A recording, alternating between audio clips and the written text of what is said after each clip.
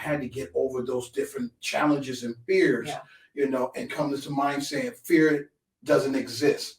That's why I tell people don't use the word try, hope, and fear, because those words kill you. Yeah. You know what I'm saying? Because we are worst critics. We put ourselves down, and we come into this arena when it comes to real estate, and we thinking we need to have all these criteria and all these accolades in order for other people to revere us, to celebrate us, and that's not true. So if a deal goes awry, now you feel bad, and then you thinking that it's the end of the world. Right. No, it's not. It's the beginning, because now you realize where you messed up at, so you can fix it and make it better. I am Christina Suter, and this is the Real Estate Breakthrough Show, where we talk about the reality of real estate, the mindset you need in order to face the reality of what it is, and tips and tricks to get you moving forward in investing. I am your host, Christina Suter.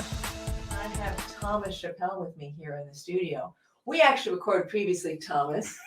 Yes, we did. We did, but it didn't come through very well, so we decided we'd actually get together in the same place at the same time to have a conversation. What do you think? Hey, it's wonderful. Let's do it. So, Thomas, people don't know you, or maybe they do know you, but why don't you, for those people who don't know you, why don't you give them a little bit of your background? Well, most people know me as the big black man, so what you can say. With my white sweater next to you. Here we go. We're going to highlight this. With the logo in front and That's everything. Right. But basically, I've been in this game for about 10 years. Started from nothing, didn't know what I was doing. Mostly I was ashamed because I felt like I didn't have the right criteria. Everybody had something to give, and I felt like I didn't, until I realized I had more to give than I ever thought I can ever imagine in my life. Most people know my story is I didn't finish high school, went to college, didn't finish college, and when they told me I was dyslexic, I was an athlete, I chased women, and I did everything that life brought to go get an 8 to 5, and then all of a sudden I had an opportunity to raise my own kid. He came in my life when he was 6 months old, and I was a single dad ever since then. And I said, there's more to this than meets the eye. And I didn't want him to be a statistic. I didn't want him to end up being like me. I knew that there's more that I could give him. So bingo, bango, boom, I came into real estate. Bingo, bango, boom, you came into real estate. That you just jumped across a whole new. I mean, we both love children, right? Yes. I mean, my why inside of real estate is my daughter. It is the thing that I work really hard to be able to protect my time, to earn my income, to be able to pick up my daughter at school. A lot of people know my story, which is I was raised from 2 years old till 9 years old with a single mom raising 3 kids. So there was a lot of picking me up late. And that left me with, some emotional things I need to work on. 20 years of therapy makes all the difference in the world. But beyond that, but it also meant that I really understood the value of being a present and participating parent. Just hugely important. And what raising my daughter was what I really knew was on purpose for me in my life, that I really wanted to do that in a way where she knew I'd be there to pick her up. So I had my daughter late. I built my real estate investment portfolio specifically so I could choose to be the parent I wanted to be. Now, here you are. You actually don't have your real estate portfolio in place. You're now a parent, 6 months old. Your son is 6 months old, and you're like, I better straighten the blip, blip, blip out to be a good parent. Yeah, well, the major part of that was with all this stuff that's going on in the world and understanding how kids are being molested and trusting other people with your kid, that was my main focus. I wanted to be a strong presence that I knew everything that was going on in his life, from his academics to his sports and every other thing in between, who he played with. I wanted to get to know the parents. And as he became a teenager, I still want to know who the parents are. I was old school, I come talk to you, you come talk to me. I get to know you. If I feel you, then I let you have my son. If not, my son can't go. It's right. I know. I went to this play date one time, and it was so funny because I'm like, I walk into the house and I'm the only mom who's still there. Exactly. And I'm hanging out. Yeah. And I can see on the other mom's face, like, why are you still here? And I'm like, hi, well, I'm just going to hang out and talk with you because this is our first time here. So, Amen. And ever since then, I just drop her off and let her run in because I know they're going to be good to my kid. They're not going to shame her.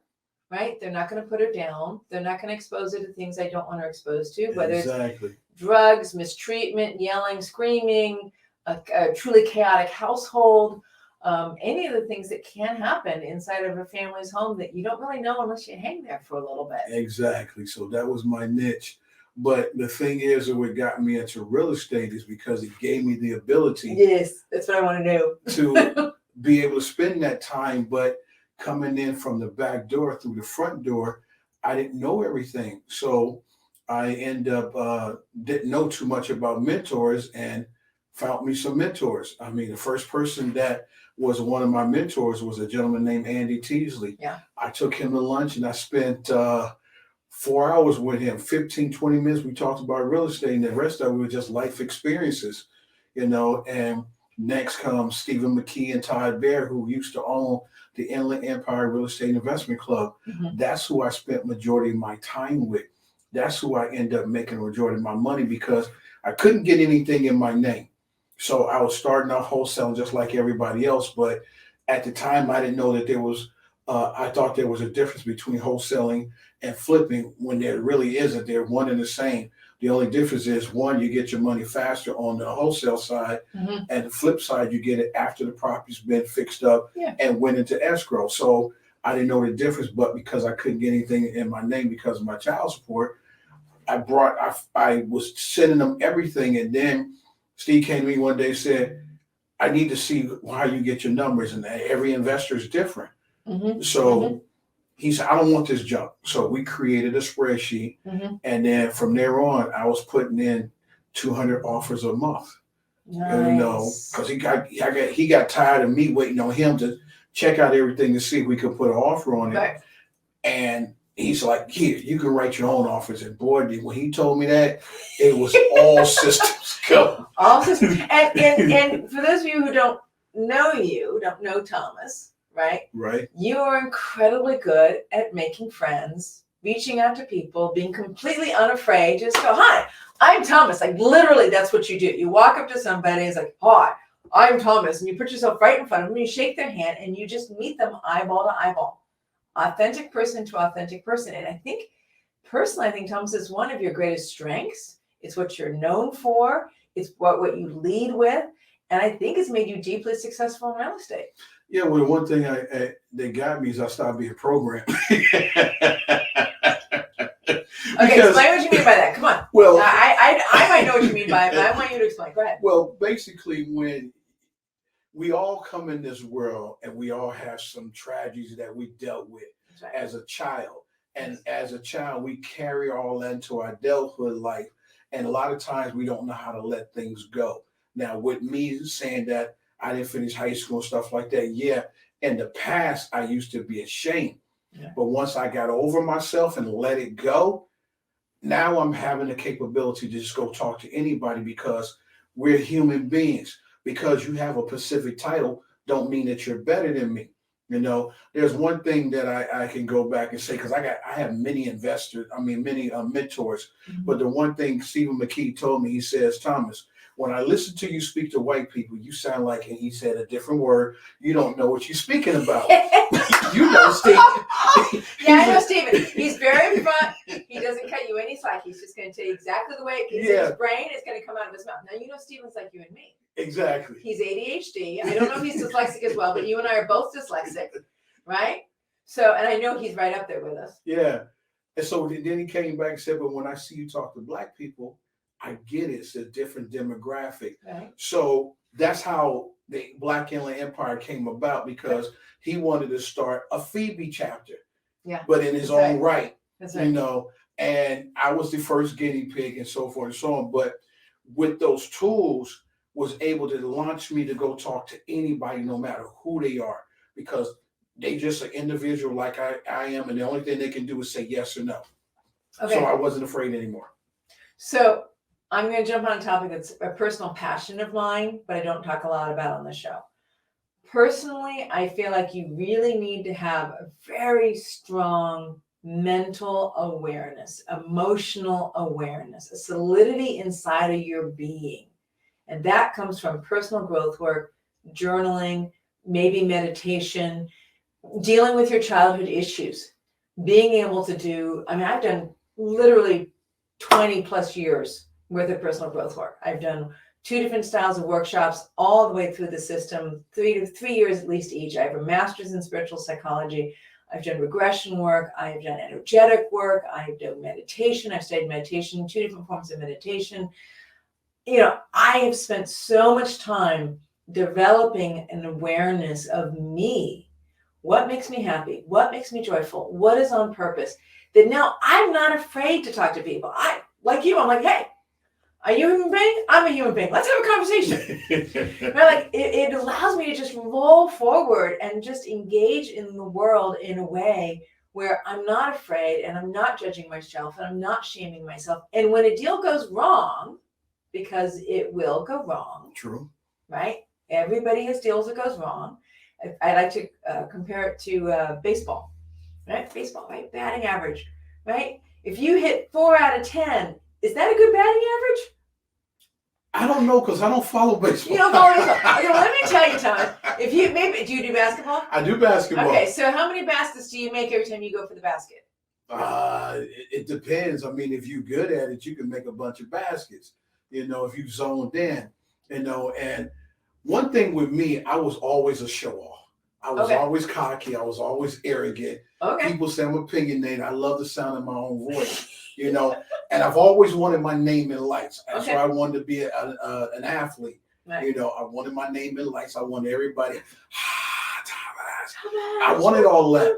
So that was already in me, but I had to get over those different challenges and fears, you know, and come to the mind saying fear doesn't exist. You know, that's why I tell people don't use the word try, hope, and fear, because those words kill you. Yeah. You know what I'm saying? Because we are worst critics. We put ourselves down and we come into this arena when it comes to real estate and we thinking we need to have all these criteria and all these accolades in order for other people to revere us, to celebrate us. And that's not true. So if a deal goes awry, now you feel bad and then you thinking that it's the end of the world. Right. No, it's not. It's the beginning, because now you realize where you messed up at so you can fix it and make it better.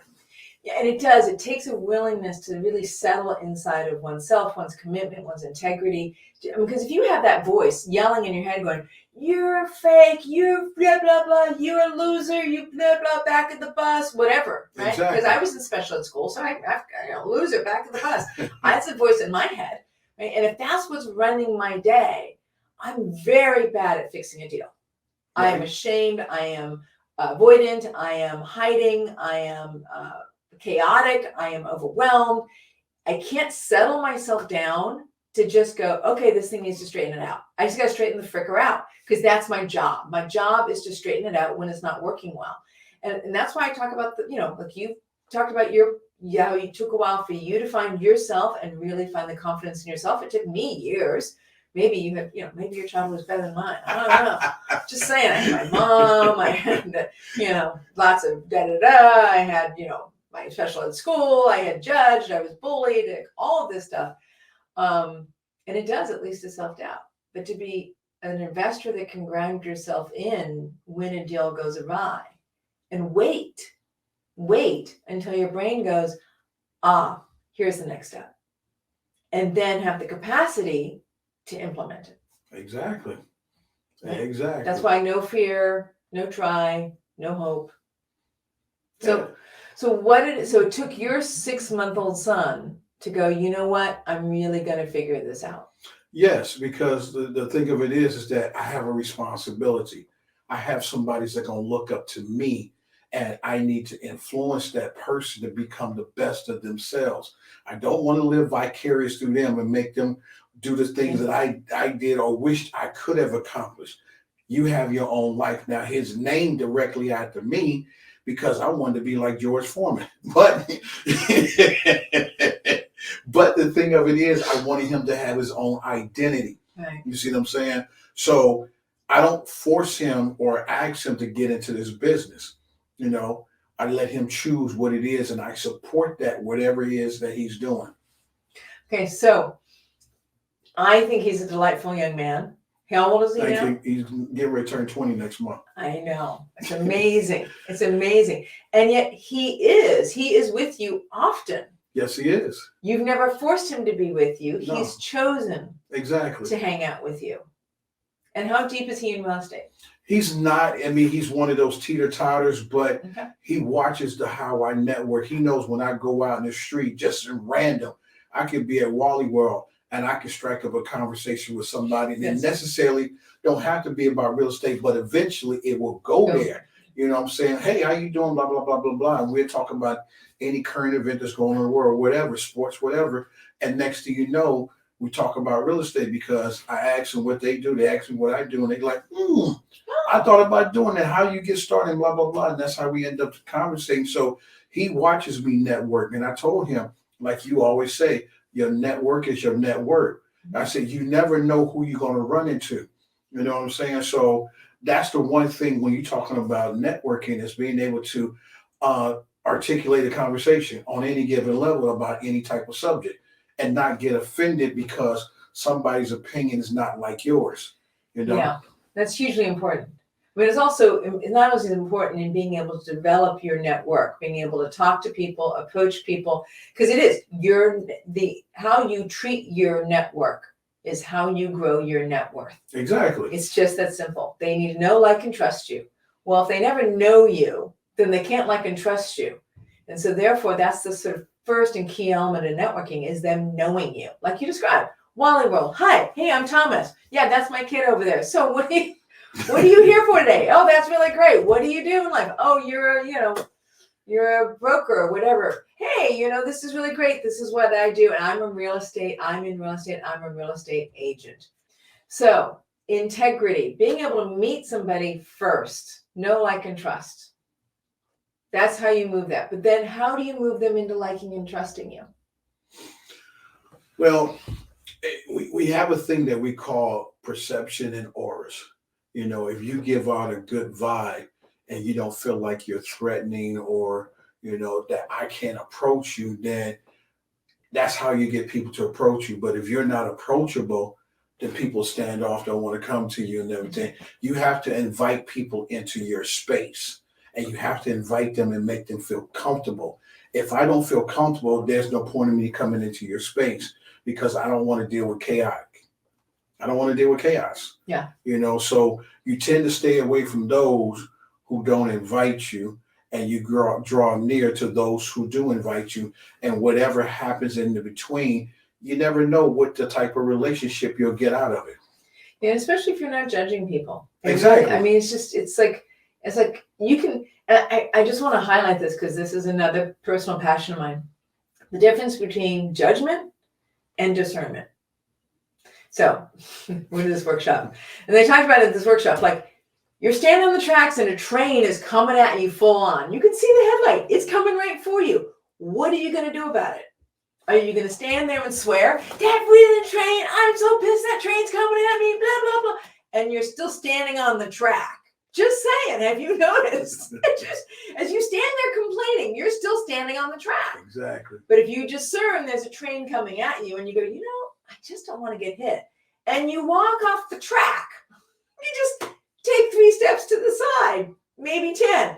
You walk off the track. That's discernment. You don't need judgment.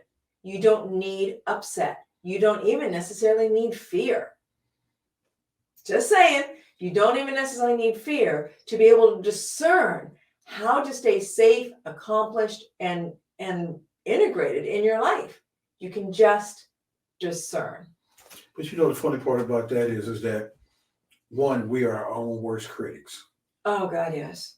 Secondly, Yes. There's so many things out there to encourage people to be good, but there's nothing out there to encourage you to be bad. Isn't that kind of ironic?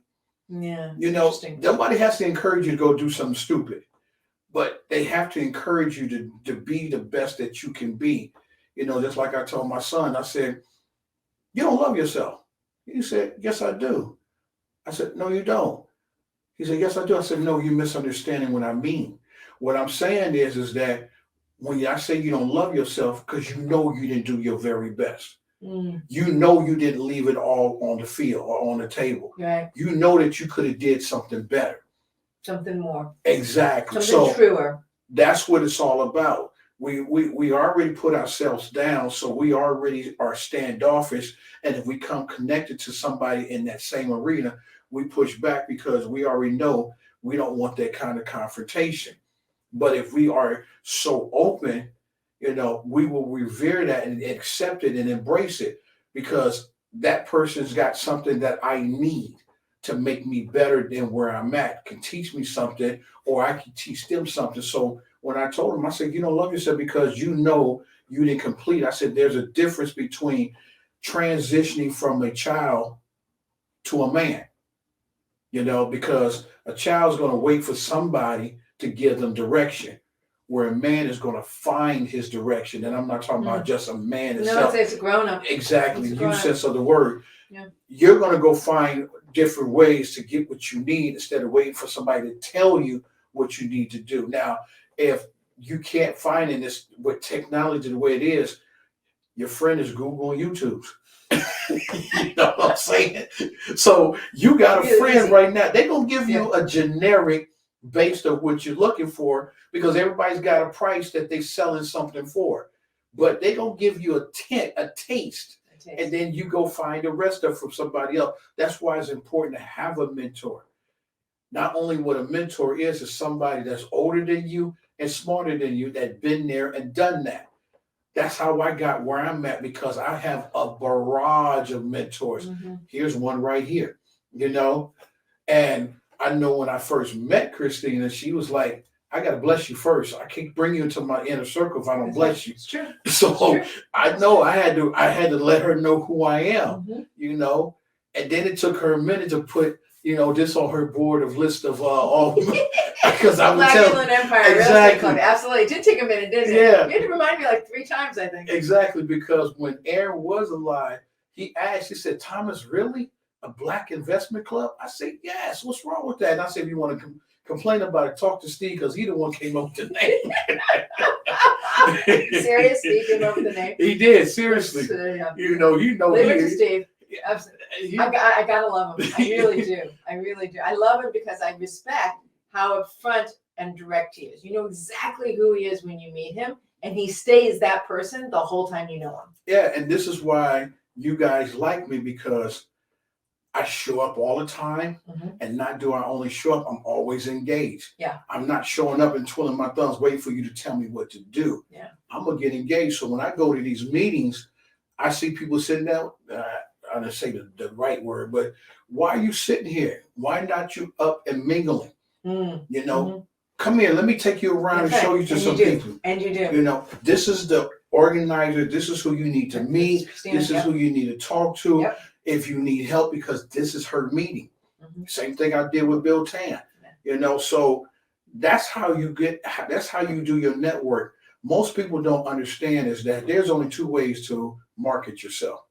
And everybody think it's all social media, and it's not. Because if you understand, that's why Elon Musk said when he took over Twitter, he wanted to make it freedom of speech because they sanction what you put out there. So everybody don't get your content. So the best ways is radio and television. Why? Because you got 99.9% of people either sitting in front of their TVs or driving in their car and listening to commercials. Right. That's one aspect. But when you say that, it costs a lot of money. But if you go to sports radio, talk radio, Christian radio, no, it's not that much. And the last thing is being on the bestseller. Because once you become a bestseller, everybody wants you. I don't care if it's fact or fiction. Fiction. Yeah. They're going to want you because you took the time out to put yourself out there. The minute you put it on paper, it becomes a reality. It does. And people believe it. So we talked about how people get to know you, be upfront, shake the hand, show up, like you, don't run judgment, right? Be willing to not be chaotic, right? Be a sound human being. Trust you. So I think you touched already on some of the ways you get people to trust you, right? Right. Part of it is not judging. Part of it is the consistency of showing up. Exactly. Right. Part of it is what you call being a man or being a grown-up. Right. Which is up. I've got you're going to give me something. I'm not going to wait for you to show me how to do it. I'm not going to wait for your permission. I'm going to run with it because I'm taking accountability and stewardship over this, and I'm going to make it run forward. Exactly. So how does integrity show up in that? How can I put this? Integrity shows up every day. It does. No matter what it is that you're doing, but do you believe in what you're doing? Mm. You know what I'm saying? I said the biggest thing to people, everybody's been given a personal invitation by Jesus Christ himself to sit at a never-ending table to feast. But the problem when people get at this table, they look in front of you, on the side of you, and they thinking that everybody else at the table has got it going on, and you the only one that don't, so you don't want to be exposed. Yeah. So you get up from that table. But if you stayed at the table, you'll realize there's nothing wrong with you because this is where the help is at. Everybody wants to help. We are mandated by God. We also are our brother's keeper. We're created for each other. And the problem is that we are problem solvers. That's what we pray for, to get a problem solved, a solution solved. Almost always, yeah. You know, almost everything in our prayers is that. Exactly. But instead of us solving not only our problems, but someone else's problems, we want somebody else to solve our problems. So where is the integrity in that? You already have it inside of you. Yeah. All you need to do is let it out by any means necessary in a respectful way. That's how you let it out. Because people will value you just like you do when I come to your meeting. Otherwise, you wouldn't accept me and you wouldn't sit there and let people know who I am because you wouldn't trust me. Yeah. You see what I'm saying? Because I'm not being integrable for you to want to trust me to where you can let your group know, hey, I trust this gentleman. I'm not going to put this guy in front of you if he's not the right guy. Because I don't want you guys coming back and hate me because I introduced you to somebody that's not worthy. There's not going to be accountable. Exactly. Get the job done. Double down when something needs to be doubled down. Because real estate really requires that of you. It really does. You can't just walk in and go, oh yeah, it's all going to be easy. It's going to be. Bruce Norris himself said it. Somebody asked him at a meeting. He said, out of all your escrows, because he's flipped over 2,000 houses inside the Norris Group, right? Right. He's like, out of all your escrows, how many times do you have a problem? He's like, you mean every one of them? He said, yeah. The guy said, every one of them. He said, about 19 out of 20. 19 out of 20 escrows, he runs into a problem. So it's not whether you're going to run into a problem or not. It's going to be who are you going to be when you run into that problem. Exactly. Right? Because that's going to happen. And that's where the trust comes in. Know, like, and trust is, are you going to be accountable to that every single project you're going to be on is going to have problems, and you are the one on the ground responsible to solve that problem. Even if you think it's your partner's job to solve the problem, it's still your job to solve the problem. Exactly. Because ultimately, you're the one who has to keep it whole and complete. Your brand, your community, your investors, your network know, like, and trust you because you are going to take accountability for making it finish. But see, also, you got to remember, your partner might miss a key ingredient. Might. And if you coming back, it's not like you're saying that they can't do it, but when you have multiple eyes on something, now you can figure it out better versus, it slipped through the cracks. Well, how did it get through the crack? Because I had my mind or I was focused on something different. Right. So you didn't really give your whole heart to it. That's what I'm talking about, when it comes to responsibilities and priorities, you know what I'm saying? And that's what I tell my son. You made a responsibility. You have to honor that commitment, but you got to put your priorities in order so you can maintain that commitment that you made. That's right. Say no more than you say yes. That way you understand what your priorities are. Say yes to your priorities. Say no to the things that aren't your priorities. Then you can show up fully for the yeses you did give. Exactly. Because you understand what your priorities are. Exactly. So know, like, and trust. So how would you say networking has really helped you be successful in real estate? Wow. It's just being who I am. I'm not going to change who I am. I'm a fun-loving, outgoing person, I grew up in the ghetto. Sometimes I had ghetto fight, but I'm not going to just be corporate America. I know when I was growing up, and our culture was saying, if you're not dressed to the nines, then white folks wouldn't trust you and believe in you. Right. They wouldn't think that, Right. you know. And now that's not true. You can go into the boardroom, you know, dressed how you want to be dressed, because if you're the guy making the decisions, the boardroom can't say anything.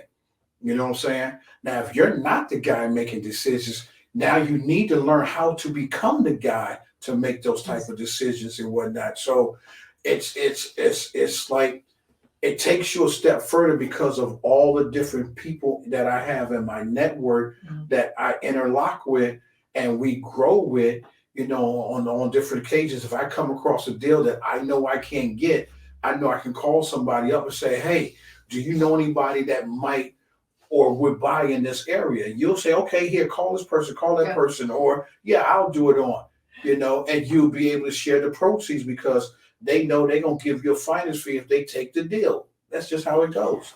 I'm laughing because, Thomas, that was the second or third thing you said to me when you showed up today for filming. Is I've got a deal in Woodland Hills. Yes. I got a deal in Woodland Hills. Do you know anybody who wants it? Exactly. I'm like, yep, that's Thomas. That's Thomas. So know, like, and trust. Develop your network because that's a deep part of your success. Now, there was a topic that part of what spurred me to say, I haven't interviewed you in years, like literally it was years, that I wanted to interview was, you said, and I can't say if I can say it right, but what you really, it's money is, okay. It was something about you don't really want money. What you really want is freedom. Okay. Right? But people are like chasing money. Then they're confused because there's lots of money. What people are lacking is. What I say is that money doesn't exist. It's fake. It's phony. Okay. You know, it's monopoly money.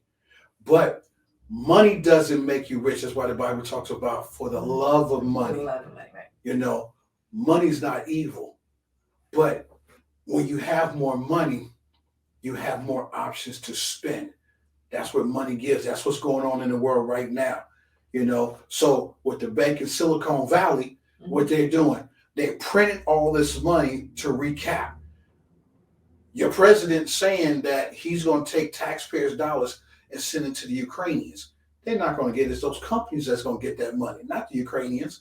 So money gives you choices to spend. This country was built on debt. So I need you to be in debt in order for this country to thrive. So that's why I tell people inflation don't really exist, because if everybody was spending, then there would be no need to raise prices up. But what makes you rich is assets. The more assets you have, the more rich you are. The less assets you have, the less rich you are. The more money you have, the more options you have to spend. You know, you figure I got some extra money. Hey, I can go buy them new sneaks. I can buy that dress I had my eye on. Or I want to go get another car. Or maybe I want to go on an extravagant vacation. Now you go do those things. Yeah, they're fun. But when it's all said and done, now you're back scrabbling for money because you overextended yourself. Mm-hmm. You see what I'm saying? So money does not make you rich, but we glamorize money so you can spend. That's what they want you to do, is spend. Well, and I love how you say, because I think it touches on a falsehood. You just said it. They tell you money is important so you can spend. What you want isn't money. That's actually false. That's the lie. Exactly. What you want is options. So money doesn't make you rich. Options makes you rich. How you choose to spend your money is what makes you rich or abundant. Exactly. I loved when you said that money doesn't make you rich. I went, there it is. It's right there. Because it's just like how to live a rich life. On ChristinaSuter.com, the sub tab is how to live a rich life, right? Because rich meaning abundant, not meaning cash. Having $1 million in a mattress is not going to be it's not comfortable to sleep on. That's not actually what you're looking for. It turns into dust. It's useless. It turns into dust. Exactly. It is the options and the freedom that you're looking for. Now, here's what's important. Options and freedoms. Here's the part that I think people run away from. Options and freedoms come from not money. It comes from being willing to know oneself so that the money you do spend is spent the way that brings you options and freedom. Amen. That's what I think people don't want to accept, is that true abundance is not in money. Now, by the way, once you've done the work to be able to understand your priorities, to be able to say, no more often than yes, say yes to the things that are important, to drive yourself towards having more time and more freedom and more options, you're automatically going to be better prepared for earning money, being known, liked, and trusted, being able to be a master of your universe and create a business if that's what you want to do. Because you're not sitting at the table that is abundant and doubting yourself. You're like, whoa, this is cool. All right, there's a lot of properties out there. What am I going to do? Now you're geared up and ready to play and ready to engage and ready to be energized to get money so that you have, quote unquote, options. I constantly use this example. I had a woman in my practice. She made anywhere from $2,500 to $5,000 a month. I had another woman in my practice who made $250,000 a year. Guess who was happier? $250,000. The $250,000, she made $250,000 a year. She was not happy. I did that on purpose. And I'm going to tell you why I did it on purpose. Because that's what people think. Exactly. But I asked people a question. How much money would it take for you to live comfortably? Right. People can't answer that question. Because they don't know. Because nobody never asked them. So I don't care how astronomical the amount is. I really don't care. You need to find out how much money it would take for you to live comfortably. Now you go choose, you pick a career that will help you obtain that money. But if you broke it down to a monthly salary, then you will understand.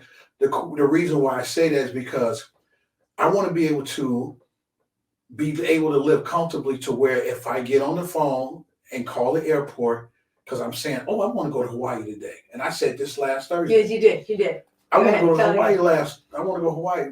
Instead of me making my reservation and going home to pack a bag, I drive myself directly to the airport and buy what I need when I get there, because my monetary needs are taken care of. When people ask that question, they looking at all their monetary needs. No, my monetary needs are taken care of. That means I have the capability to go anywhere I want and buy what I need. So let's say, for instance, once I get to Hawaii and I'm getting ready to go, I want to go somewhere else. I leave those things in Hawaii, tell them they can go ahead and give it away and go somewhere and go to the airport, what I have on, and get what I need when I get to the next destination. That's what you're talking about when you want to live comfortably. That's what you're talking about when it comes down to money. The Bible gives you a perfect example. You gave 3 different men the same amount of money. Yes. And the problem is they didn't understand the value of the money. Just like you interject, you don't want the thing, because the thing deteriorates, it depreciates. You know what I'm saying? Assets is what makes you a richer person. Excuse me. It's the assets, and the assets could not just be real estate when it comes to house, because everything we do is real estate based. Everything we do is real estate based. It's not one thing in this world that has nothing that real estate is not a part of. It's true. You know what I'm saying? So even tech companies. Exactly. So when you're talking about a lot of the younger generation now, they're doing e-commerce business. So guess what? This is why a lot of companies are not thriving, because a lot of people don't want to go to work, because now they understand what their value is. They want to do e-commerce business. That's great. How do you get your e-commerce business up and going to where now, instead of you just being a mom and pop shop, be a corporation? Go bigger than just a mom and pop business. Not just one location, 2 locations, thousands of locations. And you got it running to where you got a system set up to where you don't have to be doing everyday, day-to-day operations, if you will. Right. You get the freedom. Exactly. You get the freedom. Create your business so you can get your freedom.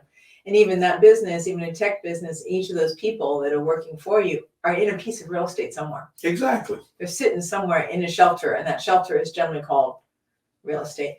And I just really think it's important. I love that we touched on that it isn't about the money, right? It's about having the freedom. And if you want to work hard, like you talked about, well, figure out how much you want per month, right? Once you work that out, go get a job that brings you that, right? And people are like, oh, well, I don't have control over that. Yes, you do. Yes, you do. Yes, you do. You have control over that. You can start today to line yourself up to that job in 5 years or 10 years from now. How do you know you're going to get the promotion? Because you're accountable, you show up, you're a grown-up, and you add it and contribute to the system. But here's the thing I think people, again, aren't always willing to understand. You could say I need $10,000 a month to be comfortable, but I'm not willing to work for $10,000 a month. So if that's the case, then maybe $10,000 a month isn't what's actually going to make you comfortable. Exactly. Maybe the truth is that something less is actually what makes you comfortable. That's why I talked about the lady who had $250,000 a year, or my other female client who made $2,500 to $5,000 a month. Like, it was the lifestyle they wanted to lead while they're making their money. So if you're like, oh, I need this much, but I don't want to work that hard, I would consider that maybe you don't actually need that much, that your joy is found in a simpler life. Exactly. And just to piggyback off that real quick, Pete Fortunato tells a story where he was in the process of purchasing his house, and it was an older woman, and she had a guy that was going to buy the house and gave her more than what the house was worth, you know. And she turned around and took Pete's deal because Pete told her that he was going to love and treat her house like it was his. Mm-hmm. And the reason why she took his deal, he was giving her less money, but the real reason why she took his deal, because that house meant something to her. Yeah. She didn't care about the money, you know. She cared about this man taking her personal house and loving it the way she did. Yeah, she was at a crossroads because she was older and she couldn't obtain the house anymore. But the fact of the matter was that Pete was going to turn around and take that house and give it the same kind of love that she gave it, you know, when she had the house. You also want to understand another thing. Even if you don't get the ability to finish what you start, at least leave a blueprint that somebody can come behind, whether it's your children or some family member or a friend or just anybody that can pick up where you left off at. That's what you want to do. You want to leave a blueprint that somebody can come back and follow. Because it gives a legacy. Exactly. And people have had tendency to think of legacy again attached to money. I'm sorry to beat a dead horse, but I'm going to do it anyways. They have a tendency to think of a legacy as being the money I leave behind. Do you know that when my mom passed away, what was fascinating to me was it was her mentees that mourned her as much as her children did. Exactly. It was not her clients that she had helped make money. It wasn't the projects that she worked on that were mourning her. It was the mentees, the people, the human beings that she touched, that she spent time with, and she invested herself in. That is what was her legacy. Exactly. That's what she left behind. And again, it's this, like, we keep wanting to get away from the discomfort of being a human being. I'm just like, as a blanket statement, we want to get away from the discomfort of being a human being, and we think money is the solution.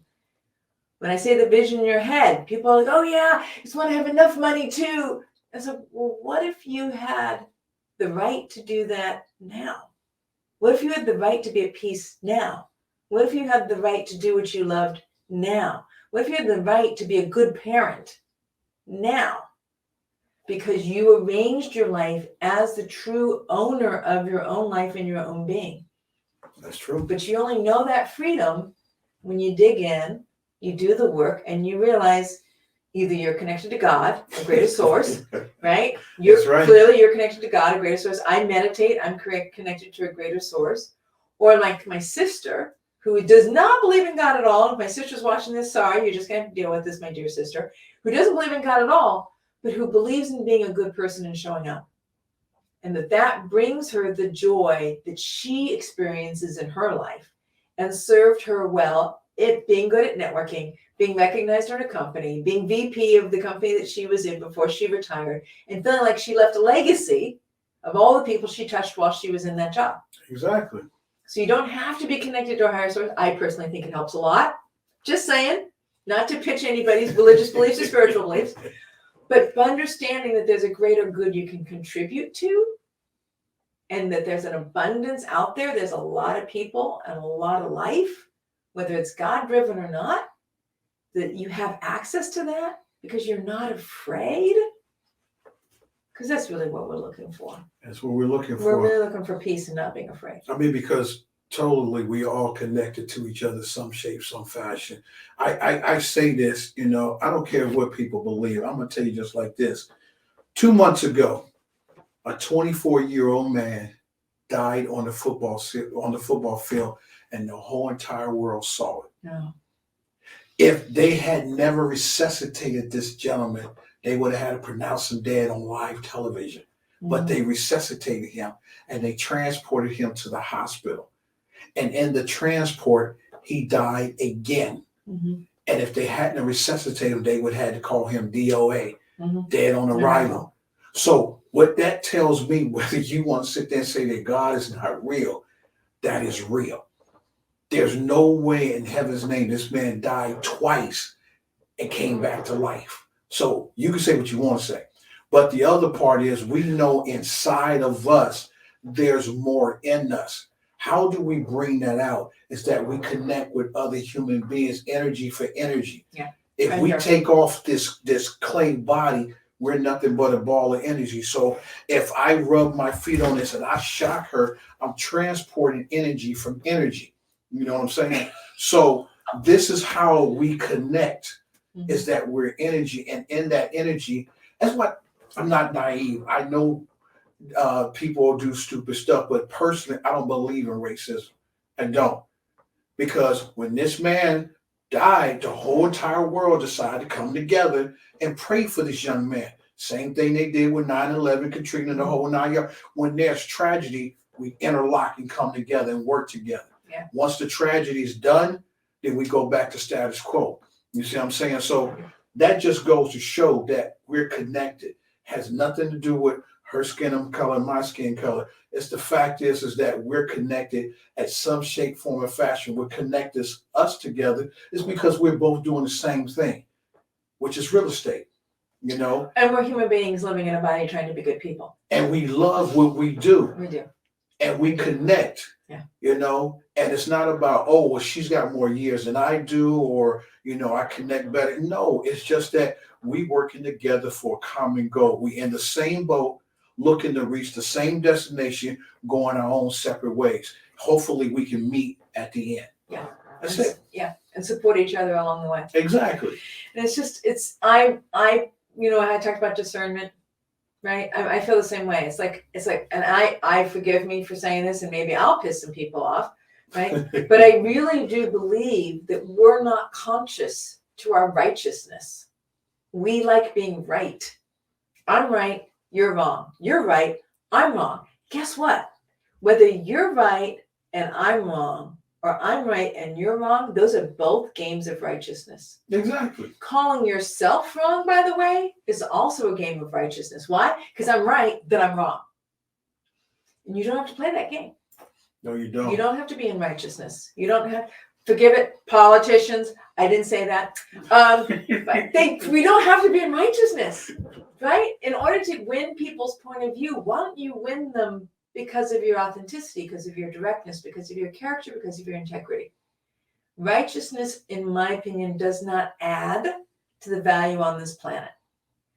Being able to discern, being able to connect, being able to say, I'm here, I'm of my word, and you're another being here of your word. That, to me, is how we drive this planet forward to a higher level of success for all of us.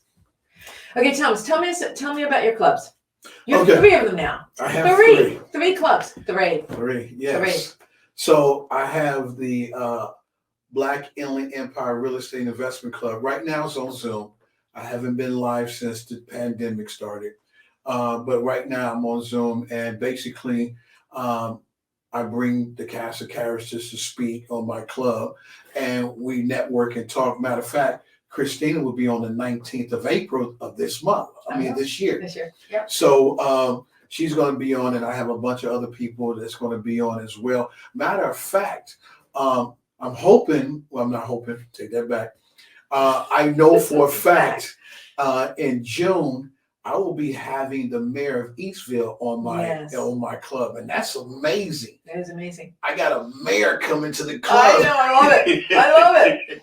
It's going to be on Zoom, and then I have a real estate radio show. Mm-hmm. You do. And It's a lovely radio show. She had me on as well. Some other people I know. It's amazing content. I hope how do people find it? It's on. You can go to KCAA Radio. It's the last Sunday of the month, so it's the fourth Sunday of the month. For people on the East Coast, it starts at 4. For people on the West Coast, it starts at 1. And basically, it's live radio. And my whole thing with all my platforms is to encourage people to get off their behind and go do something with their lives. Yeah. No matter what it is, go do something. I tell people Nike got the best slogan in the world. It's just do it. Go do something and fulfill yourself. Be happy while you're still on this earth before you leave.